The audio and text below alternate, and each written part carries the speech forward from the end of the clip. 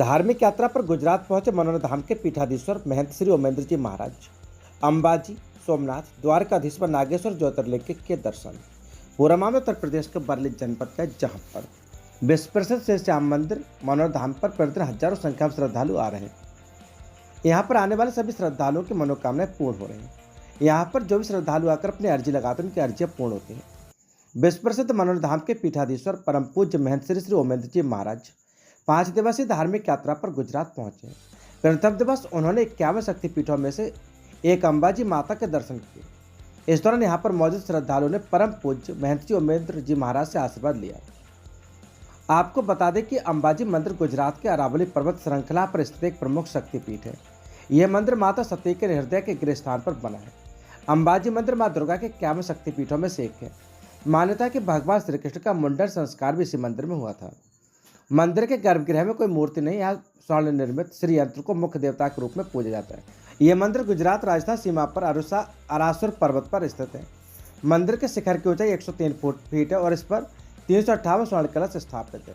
द्वितीय दिवस परम पूज्य महंत जी महाराज भगवान शिव के 12 ज्योतिर्लिंगों में से प्रथम ज्योतिर्लिंग सोमनाथ मंदिर पहुंचे और भगवान भोलेनाथ के दर्शन किए।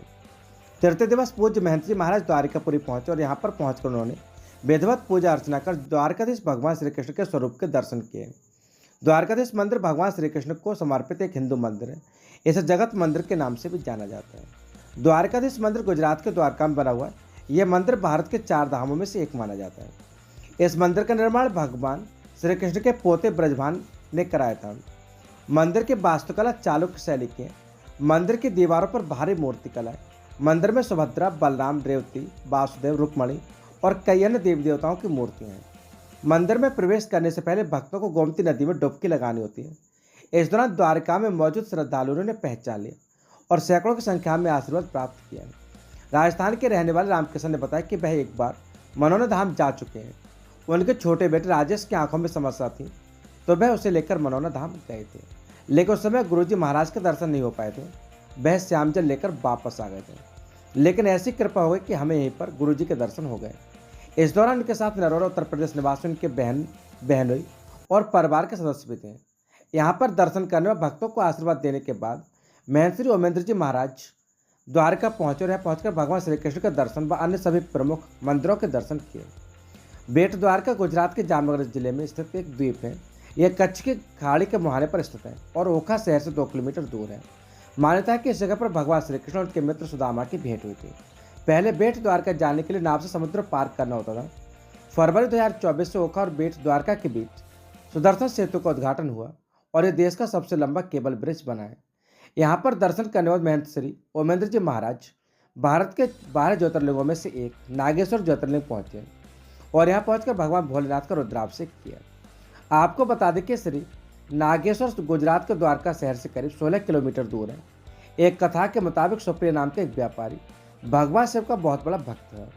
सुप्रिया की भक्ति और सदाचारता में एक बार दारुका नाम का राक्षस नाराज हो गया था। राक्षसों से बचने के लिए सुप्रिया ने भगवान शिव की तपस्या की। भगवान शिव ज्योति के रूप में प्रकट होकर राक्षसों का नाश किया। सुप्रिया ने उस ज्योतिर्लिंग की पूजा की और भगवान शिव से बहिष्ठ होने का आग्रह किया था। धार्मिक मान्यता है कि नागेश्वर मंदिर में भगवान शिव और माता पार्वती नागिन के रूप में प्रकट हुए थे। आपको बता दें कि मनोरम धाम संपूर्ण विश्व में प्रसिद्ध हो चुका है। यहाँ पर कैंसर जैसी लाइलाज बीमारियों के भी रोग इस श्यामजल पीने से ठीक हो रहे हैं। जो लोग जन्म से चल नहीं पाते थे वह चलने लगे और पूज्य महंत जी महाराज के मात्र छूने से कैंसर व अन्य गांठें गायब होती जा रही हैं। यहाँ पर आने वाले श्रद्धालु निराश नहीं जा रहे, उनके साथ नित्य नए चमत्कार हो रहे हैं। इसलिए मनोरम धाम को चमत्कारिक मनोरम धाम भी कहा जाता है। इसलिए मनोरम धाम के महंत जी महाराज जहाँ कहीं भी जाते हैं मनोरम धाम के भक्त उनके दर्शन करने व आशीर्वाद मिलने के लिए लालायित रहते हैं। गुजरात आते समय दिल्ली, अहमदाबाद व दीव आदि एयरपोर्ट पर भी देश विदेश के श्रद्धालुओं ने देख लिया और श्रद्धापूर्वक आशीर्वाद प्राप्त किया। सच से कनेक्शन के लिए विशाल सक्सेना की रिपोर्ट।